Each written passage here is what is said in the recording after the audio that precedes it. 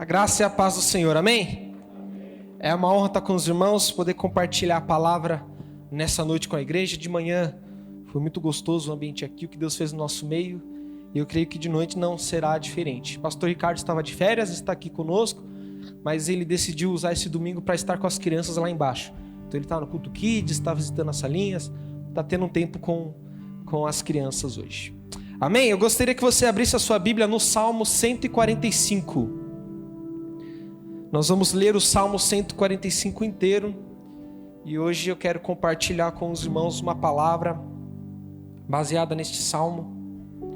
Eu creio que Deus vai falar conosco mais ainda do que já tem falado. Obrigado. Se você está sem Bíblia ou quiser acompanhar na mesma versão aqui, tá? Eu vou ler na Nova Almeida atualizada, o Salmo 145. Você pode acompanhar aqui no telão ou na sua Bíblia de papel, celular. Importante que você nos acompanhe nesse momento. Vamos lá, Salmo 145, a partir do verso 1, o salmista diz assim: Eu te exaltarei, ó Deus, meu Rei. Bendirei o teu nome para todo sempre. Diga comigo, para todo sempre. Amém. Segura essa informação. Todos os dias te bendirei e louvarei o teu nome para todo sempre. Grande é o Senhor e muito digno de ser louvado. A sua grandeza é insondável. Uma geração louvará a outra geração as tuas obras e anunciará, os teus poderosos feitos. Meditarei no glorioso esplendor da tua majestade e nas tuas maravilhas. Falarão do poder dos teus feitos tremendos e eu anunciarei a tua grandeza. Divulgarão a memória da tua imensa bondade e com júbilo celebrarão a tua justiça. Bondoso e compassivo é o Senhor, tardio em irar-se e grande em misericórdia. O Senhor é bom para todos e as suas misericórdias permeiam todas as suas obras. Todas as tuas obras te renderão graças, Senhor, e os teus santos te bendirão. Falarão da glória do teu reino e confessarão o teu poder, para que os filhos dos homens conheçam os teus feitos poderosos e a glória da majestade do teu reino. O teu reino é um reino eterno, o teu domínio subsiste por todas as gerações. O Senhor é fiel em todas as suas palavras e santo em todas as suas obras. O Senhor sustém todos os que vacilam e levanta todos os que estão prostrados. Em ti esperam os olhos de todos, e tu ao seu tempo lhes dará o alimento. Abres a mão e satisfaz os desejos de todos os viventes. Justo é o Senhor em todos os seus caminhos, bondoso em todas as tuas obras. Perto está o Senhor de todos os que te invocam, de todos os que invocam em verdade. Ele satisfaz o desejo dos que o temem, ouvem o clamor e o salva. O Senhor protege todos os que o amam, porém todos os ímpios serão exterminados. A minha boca proclamará o louvor do Senhor. Que todos os seres vivos louvem o teu santo nome para todo o sempre. Amém? Vamos orar. Pai, obrigado pela tua palavra, obrigado pela oportunidade de compartilhar com a igreja nessa noite, Senhor. Nós pedimos para que o Senhor nos encha de sabedoria e revelação, que os nossos olhos espirituais sejam abertos para compreender as verdades da tua palavra, Senhor. Que a nossa vida hoje seja transformada pelo teu poder e que nós possamos sair daqui impactados pelo Senhor. Pai, obrigado por tudo que o Senhor fez aqui. Eu creio que ainda fará nessa noite, em nome de Jesus. Amém?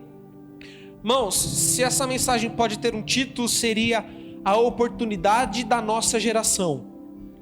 Quando nós lemos o Salmo 145, nós vemos um salmista que ele está preocupado em adorar a Deus, mas junto com esse desejo de adorar a Deus, nós vemos por diversos versículos ele falando que ele tem uma necessidade de transmitir isso para a próxima geração, de que isso seria algo que ia durar perpetuamente, que seria uma adoração para sempre, não apenas a sua adoração direta a Deus, mas a sua ação de compartilhar isso com a próxima geração. Nós vemos aqui os versículos e diz: uma geração contará, louvará a outra as suas maravilhas. Nós vemos o texto dizendo que nós podemos adorar ao Senhor para todo sempre. Quando nós vemos o texto dizendo que nós podemos adorar para todo sempre, nós já entendemos que o Senhor está falando de que mesmo que nós morramos, nós vamos ter vida eterna e por isso vamos continuar adorando para sempre. Mas nesse contexto nós entendemos que quando o salmista fala que nós temos uma oportunidade de adorar o Senhor para sempre, é porque as nossas ações de transmitir o Evangelho, de falar da grandeza de Deus para a próxima geração, essa ação vai fazer com que o nosso louvor continue subindo ao Senhor através do impacto que nós estamos causando na próxima geração. Então, nessa noite, eu quero te convidar a nós entendermos e sermos cheios de um encargo por aquilo que o Senhor tem para fazer nessa geração e a responsabilidade que nós temos para com a próxima geração. Mas, Mateus, o que é geração? De forma básica, nós podemos entender duas formas aqui o que é geração. A geração, da primeira forma que normalmente os sociólogos eles estudam e dizem, nós dividimos por faixas etárias. Né? Você já ouviu falar da geração X, geração Y, geração Z, geração Baby Boomer? Tem várias gerações que eles falam. Vou te mostrar por cima quais são essas gerações. Normalmente alguns estudos divergem nessas idades, mas basicamente é o seguinte: as gerações elas dividem por idade. Eu anotei aqui para não falar besteira. Vou abrir aqui só um minuto. Que nós temos as gerações atuando junto na sociedade. Então, nós temos, por exemplo, a geração X. É quem tem aproximadamente 40 anos ou mais. Geração Y, quem tem ali dos 26 anos aos 40 anos. Geração Z, a geração mais recente, tem ali dos seus 12 aos 25 anos. É o nosso chama ardente, vamos dizer assim, a geração Z.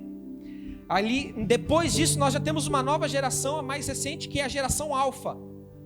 Que ela vai ali dos seus 5 aos 12 anos. São o nosso kids, as crianças que estão ali embaixo. E agora, mais recente, então você tem a geração Alfa, a próxima seria a Beta. Mas os estudiosos estão chamando essa nova geração do 0 aos 5 anos de geração C. Pulou a geração Beta. Por que a geração C? Por conta do Covid. É a geração Covid. São os mais novos que estão crescendo no meio e estão tendo consciência do mundo no meio da pandemia. Isso é assustador. E essa é uma forma de nós dividirmos a geração. Outra forma é considerar geração todos aqueles que estão vivos na mesma época e têm uma influência socioeconômica ativa. Então todos nós aqui somos uma geração.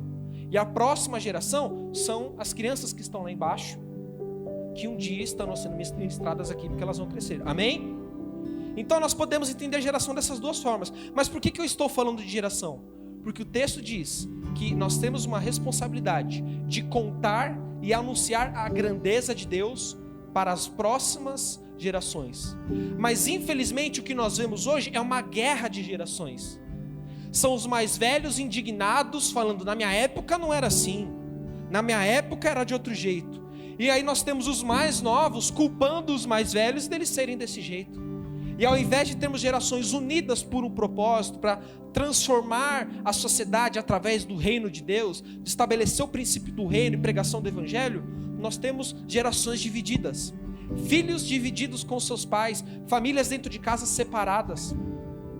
E é uma guerra de gerações, enquanto a palavra nos diz ao contrário, que nós temos que conectar as gerações. Nós temos que pregar o evangelho a elas.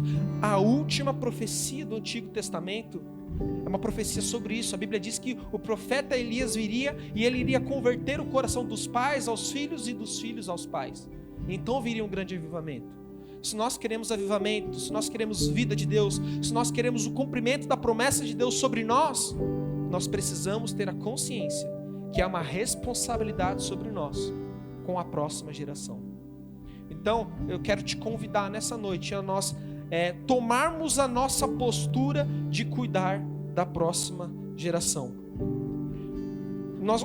O título da mensagem é a oportunidade dessa geração. Você já entendeu o que é essa geração, mas qual é essa oportunidade? Qual que é a nossa responsabilidade? É garantir que os próximos, os pequenos, aqueles que estão lá embaixo, os adolescentes, os mais novos, eles conheçam as grandezas de Deus, principalmente aquelas que Deus atuou na nossa vida. Aquilo que Deus fez em nós, agora nós vamos compartilhar para que isso possa ser de inspiração, para Deus fazer além na vida da próxima geração. E existe uma oportunidade que nós temos no dia de hoje. A crise mundial que nós estamos vivendo, seja do Covid, seja financeira, seja de saúde mental, depressão, ansiedade, seja a crise de promiscuidade, o mundo se afundando cada vez mais do pecado, seja qual for a crise, é óbvio que nós estamos vivendo uma crise.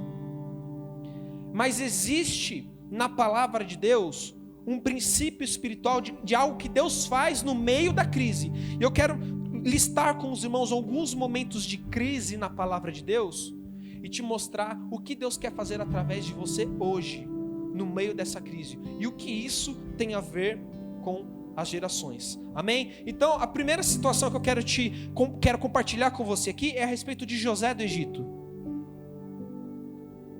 José do Egito, você conhece a história. Ele foi vendido como escravo. Ele passou por muitas dificuldades, foi traído, foi caluniado, mas em um certo momento agora Deus o exalta e ele é colocado como governador do Egito, está abaixo apenas do faraó. Ele é a segunda pessoa mais importante do Egito.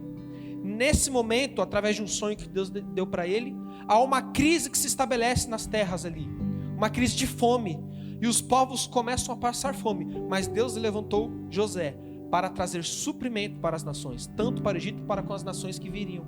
E no meio dessas nações, quem que vem? Os seus irmãos, a sua família. E havia uma promessa de Deus desde Abraão, que através dele todas as famílias da terra seriam abençoadas. Então havia uma promessa geracional desde Abraão, Isaac, Jacó e as 12 tribos de Israel, que são os filhos de Jacó. Então nesse momento, no meio da crise, Deus levanta Josué para proteger aquela promessa geracional. E agora ele traz suprimento e traz a sua família, restaurando e permitindo que essa profecia agora seja guardada, guardando a sua família, protegendo os seus irmãos. Então no meio da crise, Deus levantou um homem que ia solucionar aquele problema, mas que ele estava pensando nas próximas gerações. Nós temos também, depois de algumas centenas de anos, agora o povo hebreu foi escravizado no Egito.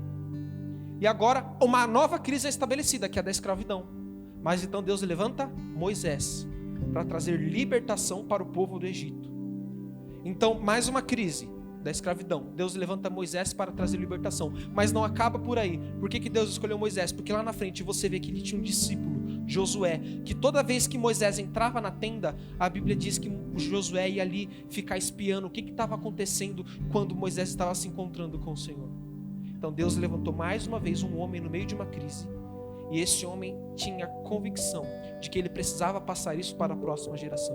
E ele passa isso agora para Josué continuar agora a levar o povo para entrar na terra prometida que Moisés preparou até ali. A promessa era sobre Moisés, mas quem entrou na terra foi Josué. Por quê? Porque Moisés entendeu que a promessa era maior do que ele. A promessa era para a próxima geração.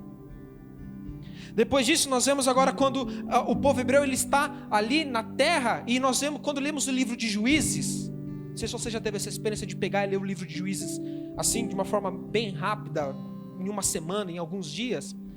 Você entrar em crise porque você vê a seguinte situação: o povo está bem, aí o povo se acomoda e peca. A hora que o povo peca, Deus levanta um homem. O homem traz restauração sobre o povo. Aí esse homem morre, o povo volta a pecar. E aí Deus levanta outra pessoa, o povo é restaurado, esse homem morre, o povo volta a pecar. E aí fica esse ciclo vicioso de cai e levanta no livro de Juízes inteiro. Mais uma crise estabelecida no meio do povo de Deus. E Deus constantemente levantando os juízes para resolver isso. Mas ao contrário de José, de Moisés, de Josué, por que o povo continuava pecando e caindo após esse processo? Porque todos esses juízes, quando eles foram levantados, eles não pensaram na próxima geração antes de morrer. Eles não deixaram discípulos. Eles não deixaram líderes que iam assumir o seu lugar. Por isso, por mais que eles foram usados por Deus, quando eles morreram, o povo voltou para a crise. Então nós vemos aqui um exemplo pela metade.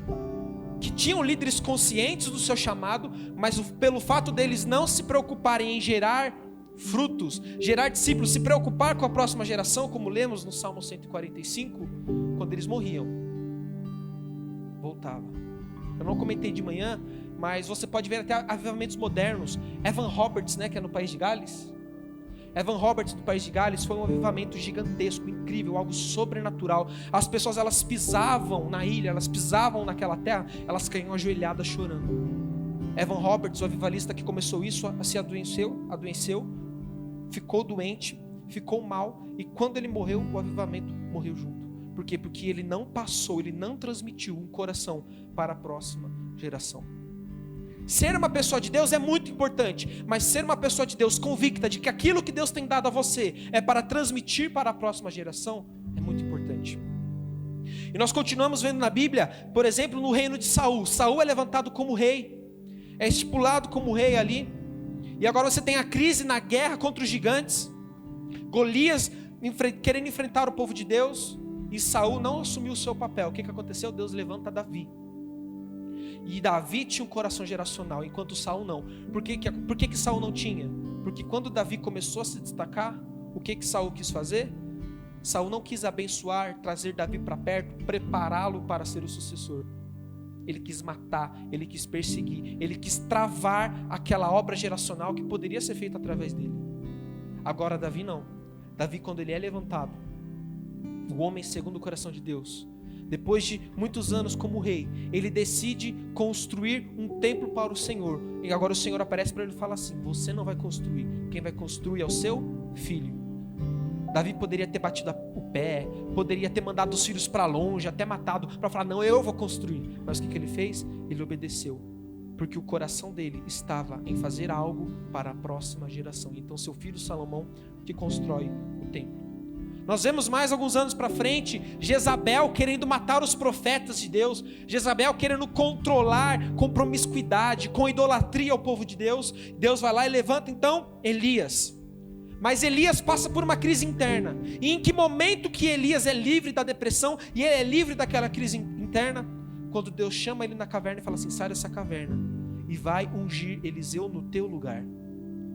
A crise interna de Elias foi resolvida, e após isso ele resolveu a crise da nação por conta de Jezabel, quando ele recebeu uma palavra para ele ungir profetas e reis no lugar dele.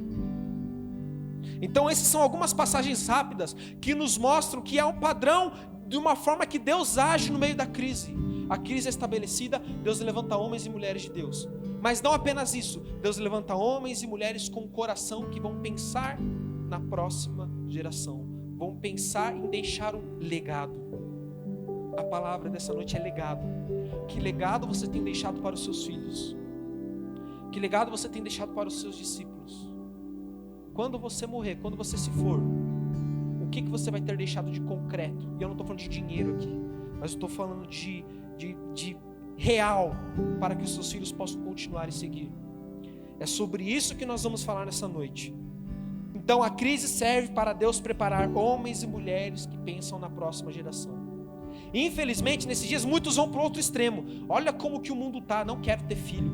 Ter filho para ele sofrer nesse mundo, ter filho, colocar um filho no mundo é muito egoísmo. Pelo contrário, irmão. Se nós somos o povo de Deus e sabemos que sobre o Evangelho está a solução, quando você decide ter um filho no meio dessa crise e ensiná-lo dos caminhos do Senhor, você está preparando um filho que pode transformar essa nação, que pode transformar essa cidade, que pode mudar o mundo através da pregação do Evangelho. É para isso que o Senhor tem nos chamado nesses dias.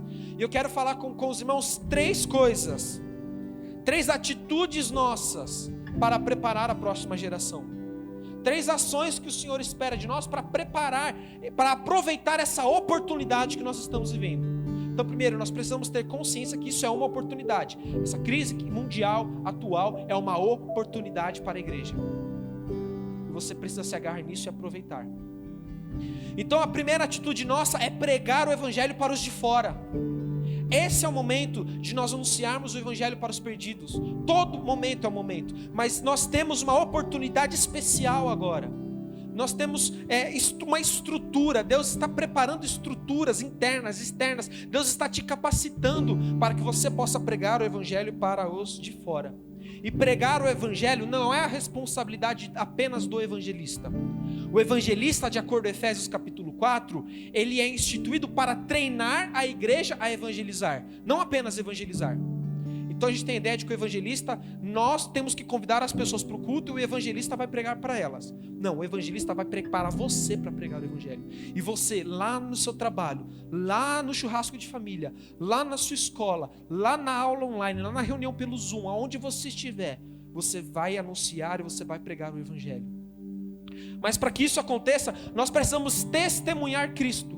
E ser uma testemunha envolve falar, mas também envolve agir. Existe uma frase muito conhecida no meio evangélico que diz que pregue o evangelho, se necessário, use palavras. Ela não está totalmente certa, porque a pregação do evangelho necessita de você usar palavras. É falar, é pregar, é abrir a boca. A fé vem pelo ouvir o evangelho. Mas o que essa frase quer dizer? Ela quer dizer que você precisa dar testemunho, você precisa ter uma fé coerente. Pais, os seus filhos podem aprender o evangelho lá na salinha. Eles podem ser capacitados e aprender a orar pelos enfermos, a pregar o evangelho. Mas se ele chegar em casa e o seu exemplo não for coerente com isso, o seu exemplo pode ser maior do que o que ele está aprendendo aqui. Então é necessário que o nosso testemunho seja coerente com aquilo que nós pregamos, com aquilo que nós falamos. Então nós precisamos testemunhar com o nosso serviço, com o nosso amor, com dar a outra face, com andar a segunda milha. Então quando nós testemunhamos o evangelho através dessa atitude de servir os nossos inimigos, de amá-los, de cuidar do próximo, quando nós abrimos a nossa boca para pregar o evangelho vai ser muito mais fácil, porque nós já preparamos o caminho com as nossas palavras. Estava numa reunião hoje à tarde, tinha alguns pastores e tinha um pastor que ele tinha um trabalho, e nesse trabalho dele, ele tinha que contratar pessoas, era uma das funções dele. E um dia a chefe chegou para ele e falou assim: eu não quero que você contrate mais crente, porque eles só dão trabalho. Será que essa é a imagem que nós queremos deixar para este mundo? Será que esse pastor, na hora que fosse pregar o evangelho lá dentro, o testemunho daqueles outras pessoas que ele contratou que eram crentes, iam ajudar, iam favorecer a pregação do evangelho dele ou iam dificultar? Então, irmãos, nós precisamos ser coerentes, precisamos testemunhar, precisamos pregar o evangelho com as nossas palavras, mas precisamos viver o amor de Cristo e servir as pessoas. Deus está te chamando para servir essa geração e servir a próxima geração. Comece lá fora, aonde você estiver. O Senhor está te dando uma oportunidade de pregar o evangelho para essas pessoas. O Senhor nos chama para sermos apóstolos. A palavra apóstolo na Bíblia é enviado no grego. Não significa que a gente associa o que é apóstolo. É a maior hierarquia da igreja. Então ele é apóstolo. Ele chegou no topo do topo da carreira dentro da igreja. Depois disso é semideus, anjo. Não, apóstolo é aquele que é enviado. Você é um apóstolo. Você foi enviado. Mateus, que dia que eu fui enviado? Um dia que você entregou a sua vida para Jesus, você foi enviado. Mateus, eu não sei falar do evangelho. Fala daquilo que Jesus tem feito na sua vida. Se você não sabe, você vai aprender. Mas até que você aprenda, fale do que Jesus está fazendo. Olha, Jesus está transformando a minha vida. Eu não sei te explicar muita coisa, mas Ele está mudando a minha vida. Ele pode mudar a sua também. Se eu não sei falar mais do que isso, vamos para a célula comigo, vamos para o culto comigo. E a hora que eu aprender, eu prego direito. Mas o importante é que você abra a sua boca e compartilhe. Porque a boca fala do que o coração está cheio. Então, se você está cheio da graça de Deus, você já está apto a pregar o evangelho. No dia que você entregou a sua vida para Jesus, você já está apto a cumprir o mandamento de Mateus capítulo 28, que é: ide e fazei discípulos sobre todas as nações, batizando em nome do Pai, do Filho e do Espírito Santo. O texto, quando nós falamos ide e pregar o evangelho, nós entendemos, um dia eu vou. Mas não, quando nós entendemos a origem da palavra ide ali, não tenho tempo para entrar em detalhes, mas na verdade tinha que ser indo. Então Jesus falou assim, indo, prega o evangelho. Indo para onde? Indo para qualquer lugar. Quando você estiver indo para a escola, prega o evangelho. Indo para o trabalho, prega o evangelho. Indo para a reunião de família, prega o evangelho. Andando na rua, prega o evangelho. Então enquanto você estiver vivendo, pregue o evangelho. O evangelho faz parte das nossas vidas. É impossível você separar o evangelho da sua vida. É impossível você ter uma vida lá fora e se esquecer do que Deus fez com você e tem feito com a sua vida aqui dentro. Então, pregue o evangelho com as suas ações em servir e amar, mas com as suas palavras. Mateus, eu não sei. Para isso que nós estamos aqui. Para isso que você tem a célula, um líder, um discipulador, para ele te capacitar, te ajudar e te guiar nessa caminhada. Mas a pregação do evangelho é algo para todos. Você está incluído nessa comissão. Irmãos, existe uma oportunidade profética para os dias de hoje. Eu vou trazer para vocês rapidamente alguns relatos históricos, nós vamos ver o mover de Deus no meio disso, e eu vou te mostrar como isso tem preparado um ambiente para um grande avivamento nos dias atuais. Se você pegar 330 a.C., o Império Grego, através de Alexandre o Grande, estava dominando toda a região do Oriente Médio. Com essa atitude, a língua grega, ela se torna uma língua meio que oficial, e todo mundo começa a falar grego. Antes disso, cada pequeno povo falava uma língua, e a comunicação entre eles era muito demorada, era muito difícil, até viajar para a cidade do lado, aprender outra linguagem. Então, resumidamente, amém? Com a língua grega, você unificou e você conseguiu transmitir a mensagem de uma forma muito mais fácil. 300 anos depois, Jesus vem e começa a pregar o evangelho. Mais alguns anos depois, Jesus sobe aos céus, a igreja é estabelecida, e agora a igreja começa a ser enviada e começa a escrever o Novo Testamento em grego, e começa a pregar o evangelho em grego, e agora algo que poderia demorar muitos anos, é diminuído e é acelerado esse processo. Por quê? Porque houve algo que aconteceu na comunicação mundial naquela época, em que agora houve um mover de Deus e a igreja começa a usar isso para a pregação do evangelho. 300 a.C., Roma começa a construir as suas vias romanas, que eram estradas que eram incríveis para a época. E depois, com o estabelecimento da igreja, Paulo e agora os outros apóstolos começam a escrever cartas e usam essas vias para visitarem essas igrejas e enviarem essas cartas, que agora vão chegar nessas igrejas muito mais rápido, porque 300 anos antes houve uma revolução na sociedade, na estrutura da sociedade, e agora a igreja usa disso para a glória de Deus, usa isso para que o evangelho possa ser pregado mais rápido. 1430, Gutenberg cria a imprensa. Antes disso era tudo escrito à mão. Em 1430, Gutenberg vem, agora ele inventa a imprensa. 87 anos depois, Lutero se levanta com a reforma protestante, começa a pregar as suas teses contra a igreja católica, começa a expor as 5 solas, começa a restaurar a pregação do evangelho e a graça de Deus no meio da igreja. E qual que é a principal ferramenta que potencializa isso a ser comunicado para toda a Europa e o Oriente Médio? A imprensa. Algo que há 80 anos atrás foi inventado no meio secular, que foi inventado e que poderiam estar usando para outros fins. Agora a igreja entende isso, assume isso, e ela começa a usar esse meio de comunicação para potencializar e expandir o evangelho. Então toda vez que Deus toda vez que a sociedade começa a criar algo que está fazendo bem para ela, nós vemos então no evangelho que a igreja usou daquilo para potencializar a pregação do evangelho. Irmãos, nos dias atuais, Deus está te dando uma oportunidade de pregar o evangelho. E você pode fazer isso através, sabe do quê? Disso aqui, ó, que está na sua mão, do seu celular, das suas redes sociais. Então, da mesma forma que nós vemos 3 revoluções na sociedade no que diz respeito à comunicação, hoje nós estamos vivendo uma revolução, e é uma das maiores que já aconteceu na história, que é a da internet, que é das redes sociais. E você pode caminhar para 2 lados. Melhor, 3. Você pode ir para o lado de endemonizá-la e excluí-la e entregá-la nas mãos do diabo, e ele vai usar. Você pode entrar nela, mas deixar ela te dominar e aquilo te corromper. Ou você pode usar ela em prol do reino. Você pode usá-la para manifestar o reino de Deus. Eu fiz uma conta rápida aqui de manhã. O pastor falou que a gente chega a ter 300 pessoas num culto de domingo, contando os 2 cultos. Irmão, se 200 dessas pessoas, durante a semana, pregar o evangelho através do seu Facebook, através do seu Instagram, através do seu WhatsApp, e cada uma dessas pessoas alcançar 30 pessoas, não estou falando que ela vai vir, mas essa mensagem apenas chegou nessas 30 pessoas. Em uma semana, nós como comunidade Casarão pregamos o evangelho para 6.000 pessoas. Quando que a gente juntou 6.000 pessoas aqui? Qual foi o máximo que a gente já juntou aqui? 700? Já como comunidade Casarão em algum ano?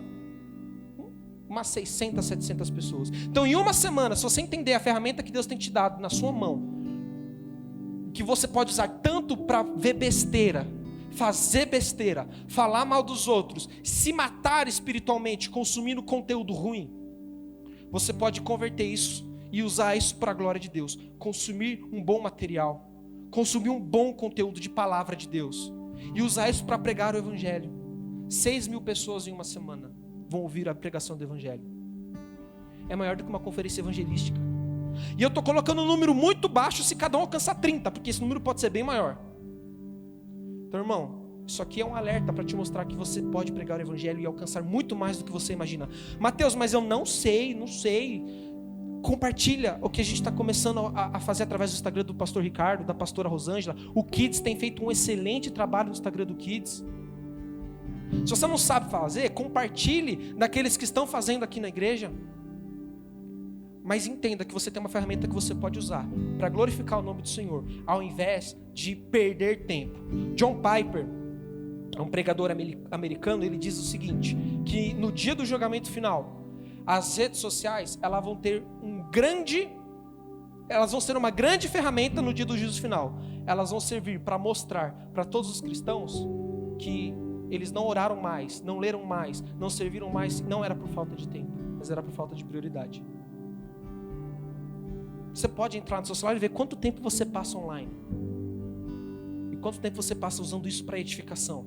Eu não estou pregando contra a internet, pelo contrário, você pode usar isso. Ela jamais vai substituir o culto presencial, amém? Ela jamais vai substituir a célula, mas ela pode ser uma ferramenta que você vai acrescentar para que o evangelho chegue onde ele não chegou.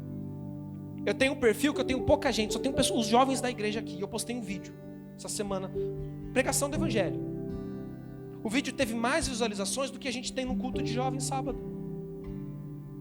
Então, às vezes a gente está aqui 120, 130 pessoas, e eu consigo alcançar mais pessoas com um simples vídeo durante a semana. Você pode alcançar pessoas que você nem imagina.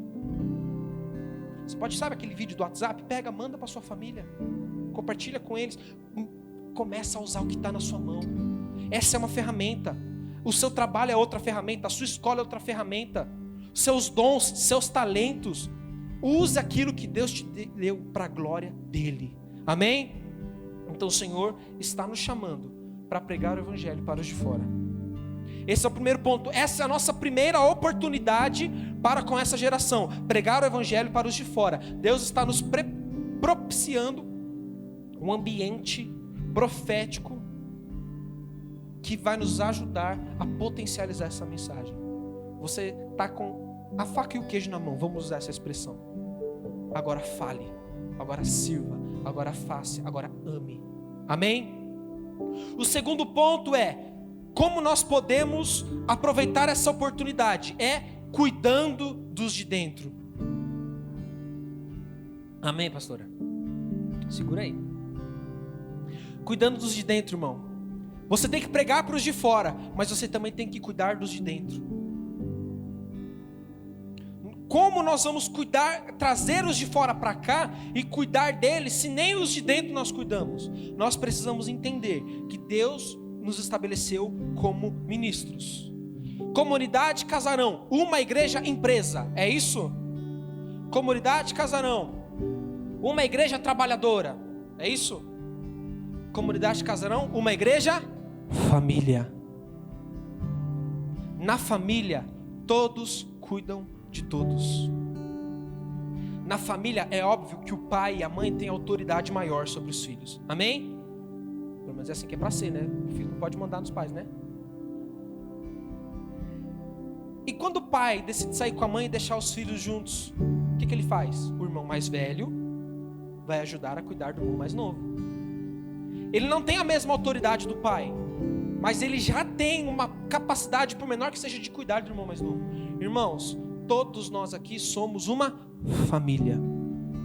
A responsabilidade de cuidarmos uns dos outros não deve pesar totalmente e exclusivamente sobre os ombros do pastor Ricardo, da pastora Rosângela.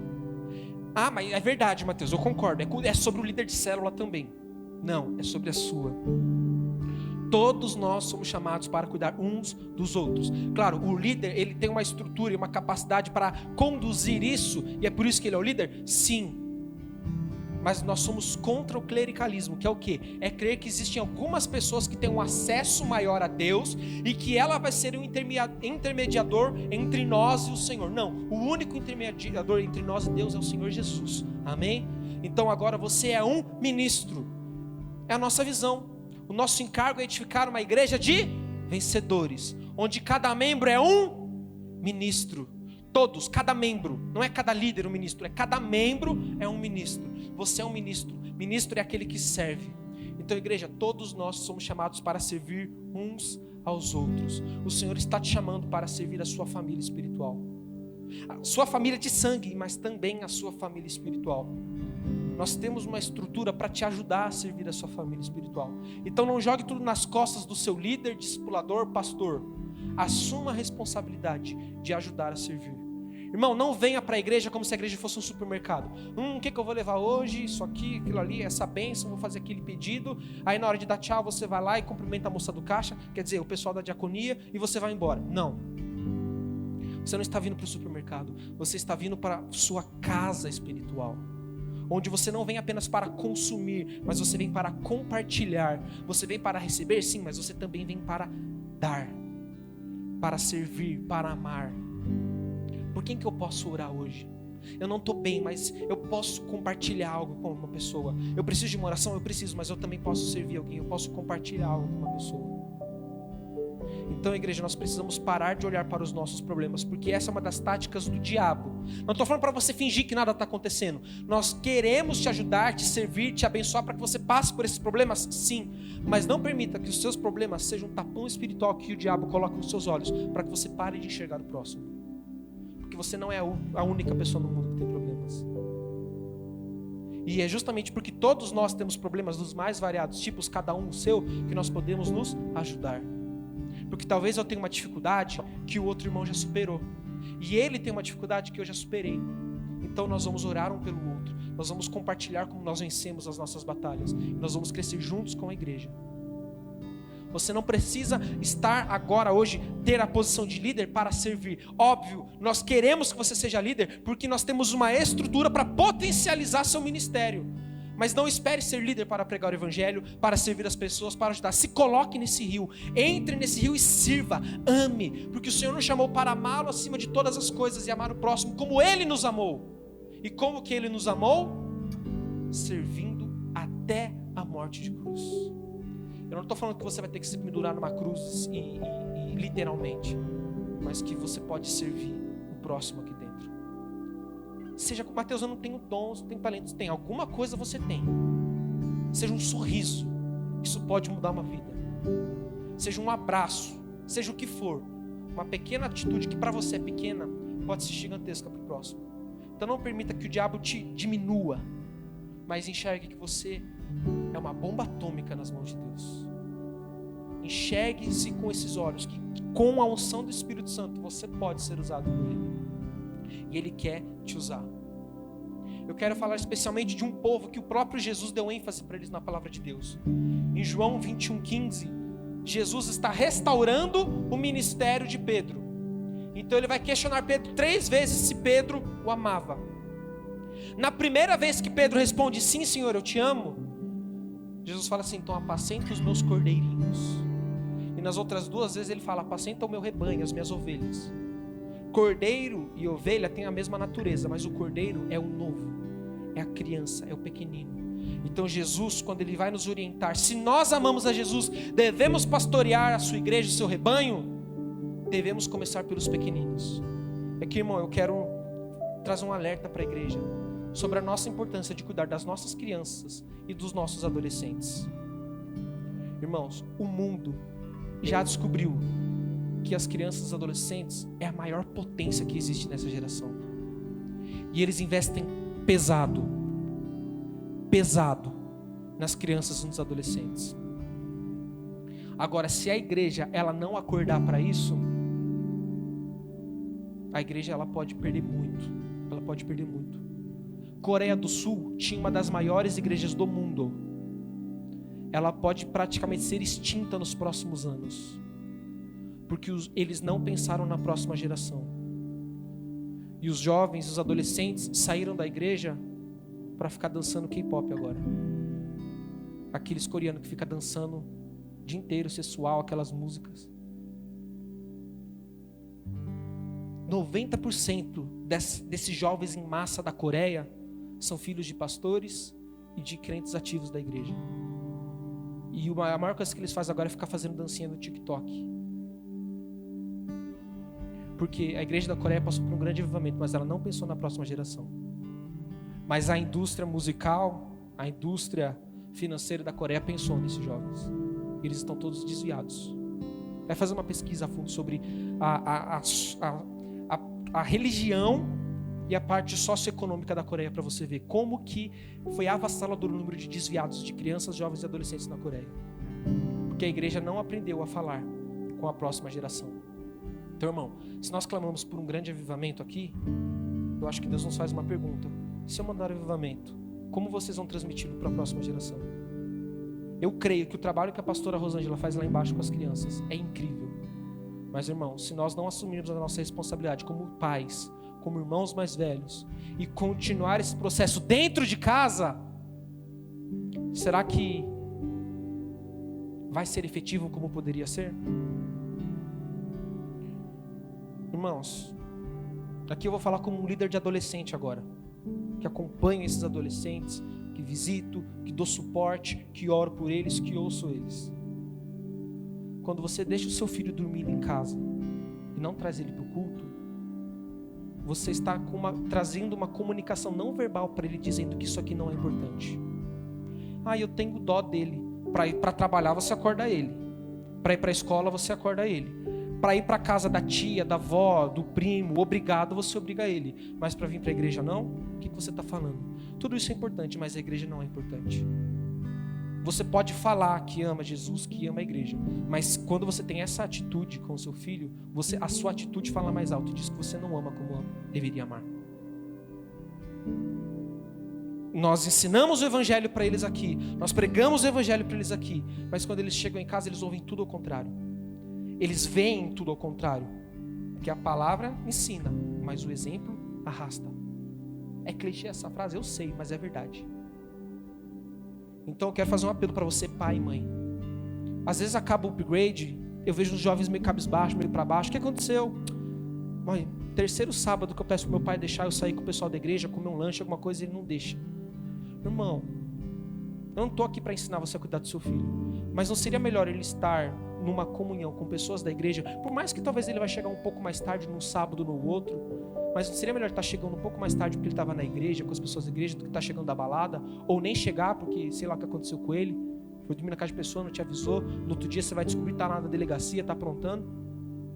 Mateus, você está sendo apelativo. Tá bom, às vezes ele vai ter amigos, influências que às vezes você empurra eles para esse tipo de influência lá fora, que não, mas não bebe, não fuma, não faz essas coisas erradas, mas daqui a pouco ele sai da igreja, porque o ateísmo tomou conta da mente dele, o agnosticismo tomou conta da mente dele, o relativismo tomou conta da mente dele, porque nós, como temos uma moral, nós temos um padrão moral, nós nos armamos muito contra algumas coisas que são explícitas, né? Droga, bebida, essas coisas, mas muitas vezes o diabo ele vem de um lugar que a gente não enxerga, que são por pessoas que também não têm esse tipo de conduta lá fora, mas aqui dentro está dominado por uma filosofia humanista que não acredita em Deus, e que começa aqui, ó. Gente, irmãos, o que eu vejo de jovens que chegam com crise porque na escola estão aprendendo e sendo bombardeados por pensamentos seculares e chega aqui com a fé abalada, irmãos, nós como Ministério Kids lá embaixo, adolescentes na célula, nós precisamos da ajuda da igreja e dos pais. Porque nós normalmente pensamos assim, tá bom, Mateus, mas então qual que é o papel da igreja e qual que é o papel dos pais? Eu estava preparando essa mensagem, até compartilhei com a pastora. Calma aí, não existe esse negócio de papel da igreja e papel dos pais quando os pais são da igreja, porque os pais são a igreja. Então, irmão, não transfira a sua responsabilidade de orar, ler a Bíblia para o seu filho, com o seu filho, de servi-lo, de ensinar o evangelho, de testemunhar o evangelho para a salinha Kids lá embaixo, para o culto Kids, para a célula Kids, quando você deveria fazer isso dentro de casa com o seu filho. Não transfira a vida espiritual do seu filho para terceiros. Não delegue isso para terceiros. Claro, nós temos isso aqui para potencializar, mas se nós alinharmos o que acontece aqui dentro da igreja com o que você vai fazer dentro de casa, irmãos, essas crianças, quando se tornarem jovens e adolescentes, elas vão conquistar essa cidade facinho. Ninguém vai pará-las. Elas vão orar pelos enfermos, eles serão curados. Se isso já acontece agora, imagine quando nós alinharmos isso e potencializarmos isso ainda mais. Igreja, nós precisamos cuidar dos nossos pequenos. Nós precisamos servir as nossas crianças, os nossos adolescentes. O mundo está investindo pesado neles, irmãos. O mundo está investindo, o mundo já entendeu que o futuro são essas crianças. Não é apenas o futuro, hoje já é deles. Os mais novinhos dão de 10-0 com tecnologia nos mais velhos, é ou não é? Eles são mais inteligentes do que nós, sim. Mas não há sabedoria, então nós precisamos nos unir a Ele para ministrar sabedoria, para dar direção e potencializar eles para o lugar correto, da forma correta. É triste quando a gente entra no Instagram, no Facebook de um desses adolescentes, dessas crianças, e vê com 10, 11, 12 anos de idade, promiscuidade, mas num nível assim, que às vezes parece que você entrou num site pornográfico. Desculpa eu falar isso, mas às vezes eu sigo uns adolescentes que estão vindo no culto, novos, 12 anos, e eu tenho que deixar de seguir, porque eu não consigo acompanhar o conteúdo, de tão explícito que é. Isso acontece aqui debaixo do nosso nariz. E a gente ensina, e chega em casa, vê tudo diferente, vê tudo contrário. Então, irmãos, eu quero fazer um apelo para você. Mateus, mas não é meu filho. É seu filho, sim. Porque nós somos uma igreja família. Então, por mais que não saiu da sua barriga, não tenha o seu sangue, ele é seu filho. Porque nós somos uma igreja família. Então, nós temos que compartilhar dessa responsabilidade, irmãos. Não terceirize o que Deus tem para fazer na sua família para a estrutura eclesiástica. Ela é importante e ela está aqui para servir. Mas assuma o seu papel dentro de casa. Empurre o seu filho para as coisas de Deus, para as coisas da igreja. Incentive ele. Faça ele queimar por Jesus cada dia mais. A gente se indigna muito com, por exemplo, o que acontece no Burger King, com as escolas ensinando sobre LGBT, sobre ideologia de gênero, e nós temos que nos indignar sim. Mas eu estava pensando uma coisa: o quanto dessa indignação ela é fruto de uma indignação genuína, ou ela não é um medo? Deixa eu melhorar o que eu vou falar aqui. É muito mais fácil nós levantarmos uma bandeira para que um político assine uma lei que vai proibir de ensinarem coisas erradas do nosso filho, do que nós nos posicionarmos como pais dentro de casa para ensinar eles do jeito correto. Claro, nós temos que nos posicionar na política, sobre isso sim, mas às vezes o caminho principal está em você trazer ele para perto, você amar, você cuidar, você ensinar. Só que às vezes a gente quer transferir isso para a escola, quer transferir isso para a igreja, quer transferir isso para outros. Mas o Senhor está nos chamando, irmãos, para cuidarmos da próxima geração. Nós contamos com você, porque nós somos uma igreja família. Mulheres casadas, sejam mães, líderes dessas crianças que eu falei aqui, mesmo que não sejam suas filhas. Nós somos uma família, então todas vocês são mães dessas crianças. Meninas solteiras, sejam as irmãs mais velhas dessas meninas. O ministério está precisando. A gente às vezes quer multiplicar célula e não consegue porque não tem líder. A gente quer multiplicar célula e não tem anfitrião. Às vezes precisa de gente se sobrecarregar lá embaixo, vir 2, 3 cultos seguidos, porque às vezes essa mentalidade geracional não foi compartilhada. Irmãos, o mundo está fazendo infelizmente um bom trabalho, mas eu sei que nessa noite Deus vai levantar você para se posicionar, para guardar os nossos pequeninos. Eu falei isso de manhã. As líderes que elas entendem muito bem isso. Às vezes você sai da célula querendo levar para sua casa, com o que você ouve eles contando. Eles não querendo ir embora para casa por conta do ambiente ruim que é. Às vezes ele chega na célula com blusa de frio no maior calor, que se cortou porque apanhou do pai e da mãe. Então, irmão, Deus pode usar você para mudar essa situação. Você não está mudando uma vida. Sabe por quê? Porque um dia essa criança vai crescer, vai aprender o evangelho, vai casar, vai constituir uma família, vai ter filhos que vão ser bênção, vão ter netos que vão ser bênção, e uma geração inteira vai ser impactada, porque um dia você se dispôs a cuidar delas. E terceiro, capacitando os de dentro, não apenas cuidar, mas Deus quer que você capacite. Se a banda puder subir, por favor. Então, irmãos, nós entendemos que precisamos cuidar, sim, curar as feridas, alimentar, impor as mãos, trazer restauração para essas pessoas. Nós costumamos dizer que a igreja é um hospital. Já viu essa expressão? A igreja é um hospital para cuidar dos doentes, dos feridos. Amém. Mas nós não podemos ter apenas essa mentalidade, porque quando você vai no hospital e eles te dão a injeção, você está melhor. O que você faz? Posso ficar aqui ajudando vocês? É isso que você faz? O que você faz? Tchau. E dependendo, vai até para o Facebook falar mal depois do atendimento. Às vezes com razão, né?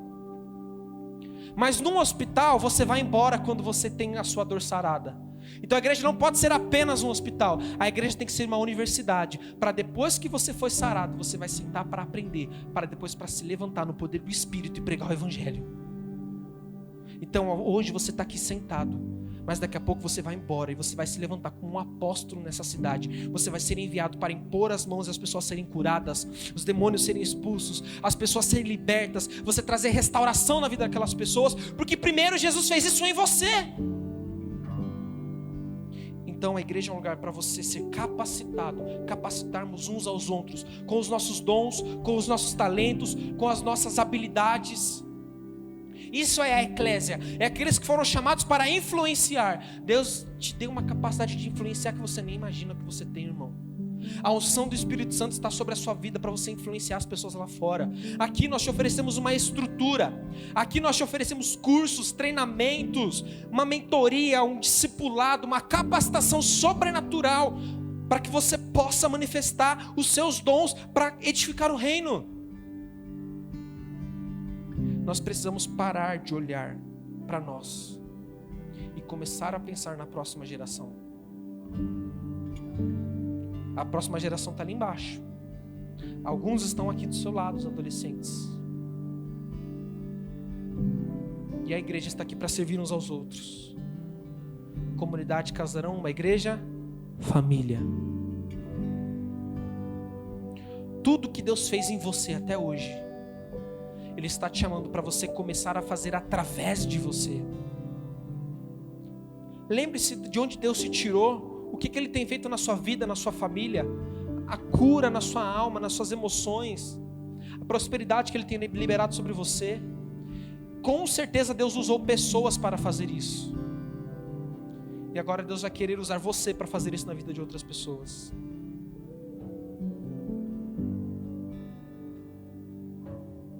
O texto que nós lemos, o Salmo 145 diz: conte as maravilhas, a grandeza de Deus para a próxima geração. Tá bom, Mateus, me fala uma forma prática, vamos ser práticos. Como que eu posso fazer isso aqui hoje? Primeiro de tudo, esteja numa célula. Compartilhe da vida de Deus com os irmãos na célula. A célula não é um ministério da comunidade Casarão. A célula é a comunidade Casarão. Amém? Então faça parte de uma célula. Se coloque à disposição para ser um anfitrião, um líder em treinamento. Eu não estou pronto, mas um dia eu quero assumir uma célula. Então me prepara para isso. Olha, eu não quero ser líder no momento, mas eu quero servir, eu quero amar, eu quero abençoar. O que eu posso fazer aqui para ajudar? Posso buscar as crianças? Posso buscar algum irmão? Posso fazer alguma coisa? Eu quero servir, eu quero abençoar, porque eu faço parte dessa família. Eu quero anunciar as grandezas de Deus, porque eu vi o quanto Ele é grande. E esse Deus grande não pode ficar guardado aqui dentro de quatro paredes. Ele tem que ser anunciado nos quatro cantos dessa terra, sobre toda a nação, porque Deus Ele é grande e Ele tem nos transformado. Não guarde isso para você. Então esteja numa célula. Aqui no diaconato, esses irmãos que estão com a placa posso ajudar. Você pode fazer parte dessa equipe. Chegar uma hora mais cedo, dar um sorriso para os irmãos lá na porta. A gente gosta de abraçar, não está podendo ainda, mas dá um abraço para recepcionar. Seja bem-vindo. Às vezes esse sorriso, essa atenção pode impactar a vida de uma pessoa. No louvor, Se você toca algum instrumento, procura o Diogo, fale com ele, fale: eu quero servir, eu quero anunciar a grandeza de Deus através do meu dom musical. Mateus, eu não sei tocar, eu gosto de música. Vai atrás, vai aprender um instrumento. Mais uma vez, procura o Diogo, ele vai te orientar, ele vai te direcionar.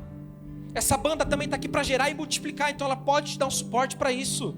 Ela pode te dar um norte, pelo menos. Mas venha servir, venha anunciar a grandeza de Deus através dos seus dons, dos seus talentos. Aqui na mesa de som, no slide. Venha fazer parte disso. No Domingo Kids, no teatro.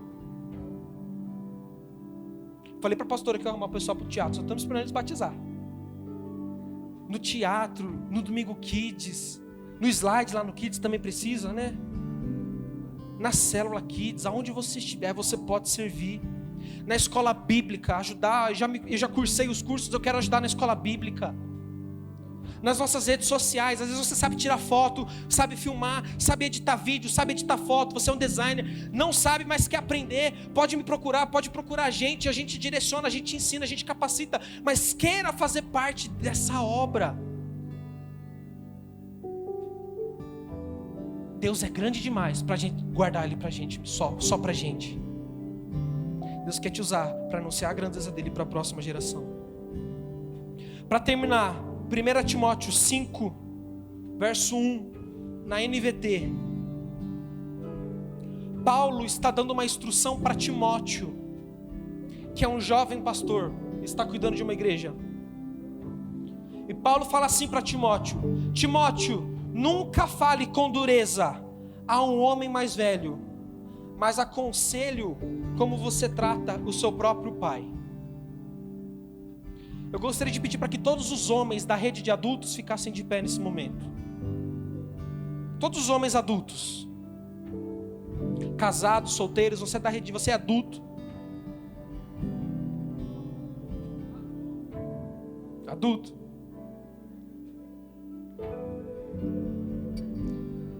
Jovens, adolescentes, Paulo está dizendo aqui para você olhar para esses homens e tratá-los como seus pais. Talvez você não teve um pai, ou não teve um bom pai, mas Deus quer restaurar isso em você, e para que você possa ter esses homens como referência na sua vida. Vocês que estão de pé, Deus está chamando vocês para serem referências para essas crianças, jovens e adolescentes. Há uma responsabilidade sobre nós. Pode se assentar. E o versículo continua: quanto aos mais jovens, aconselhe-os como seus irmãos. Agora todos os jovens e adolescentes fiquem de pé.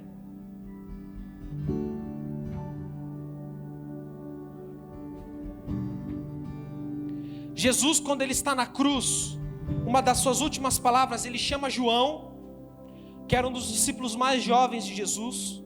Alguns dizem que ele era até um adolescente. Jesus chama Maria e fala assim: mulher, eis aí teu filho, eis aí a tua mãe. Igreja, esses são seus filhos. Nós precisamos de vocês para cuidar deles. Olhem para esses jovens e adolescentes, e que o seu coração queime com o encargo nessa noite, para você se colocar à disposição para ser um exemplo e um padrão para eles, porque eles precisam de nós. Amém? Pode se assentar. E Timóteo continua: trate as mulheres mais velhas como você trataria sua mãe, e as mais jovens com toda a pureza, como se fossem suas irmãs. Eu gostaria que todas as mulheres adultas ficassem de pé nesse momento. Jovens, adolescentes, meninas, essas mulheres são suas mães aqui dentro. Respeite, honre, sirva, cuide delas. E talvez você não teve um exemplo de mãe. Deus quer curar a sua vida aqui hoje, para que você possa ter um bom relacionamento com essas mulheres. Nós nos dividimos em redes, mas somos uma única família. Deus quer aumentar nessa noite a nossa consciência de família. O que é ser a comunidade Casarão, uma igreja família. Para quando você sair por aquela porta e você for cumprimentar: a paz do Senhor, irmão, esse irmão você fale com a boca cheia, enxergando ele realmente como um irmão. Agora todos fiquem de pé.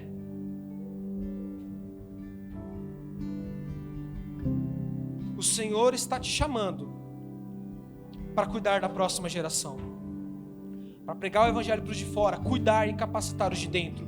Talvez você está aqui e quer ser capacitado. Procure o seu líder, converse com ele, ele vai te direcionar.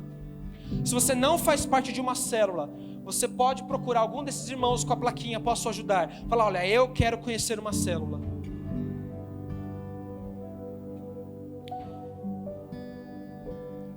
A pastora estava compartilhando comigo esses dias, e esse Salmo 145, ele nos faz lembrar muito de uma corrida. Está tendo Olimpíadas, e sabe nas Olimpíadas, que tem aquela corrida de bastão, corrida de revezamento, que você está correndo e você passa o bastão para a pessoa que está na frente?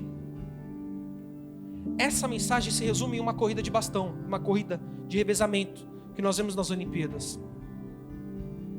A pessoa que vai passar o bastão, ela passa no meio da corrida. Ela passa enquanto ela ainda está dando o seu melhor. Normalmente, quando nós vamos num velório de um cristão, nós vemos aquele versículo: combati o bom combate, acabei a carreira e guardei a fé. Infelizmente, muitos não têm a oportunidade de viver esse versículo em vida. Mas depois que ele morre, alguém tem que cumprir esse versículo na vida dele. Aí depois que ele morre, que vai se passar todo o legado dele para uma próxima geração.